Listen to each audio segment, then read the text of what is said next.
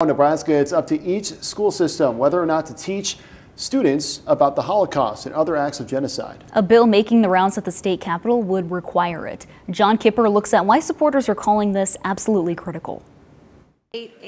As State Senator Jen Day of Omaha points out, the survivors of the Holocaust are passing away, and with that, their own memories of what happened. Ignorance will only increase as it falls further into history. That's one reason she wants a requirement in Nebraska public schools, educating all students on what happened in the Holocaust and other genocides.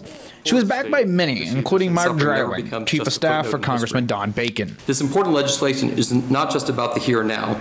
It speaks to future generations. It reveals what kind of people we are and what we intend to be. The Anti-Defamation League says anti-Semitic incidents are rising nationwide and in Nebraska.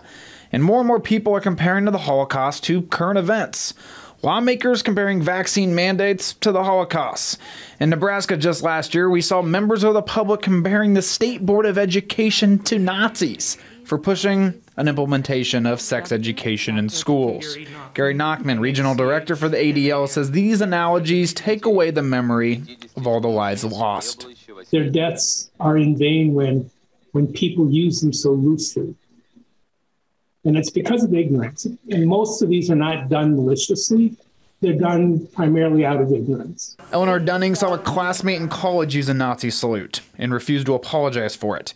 She said these requirements would give future generations basic knowledge to navigate the world. I want to be here because I want to make sure that this never happens to another student. Now, there is evidence younger generations are losing touch with what happened in Nazi Germany. One example, a poll from 2018 showed 2/3 of millennials could not identify that the infamous Auschwitz concentration camp was indeed a concentration camp.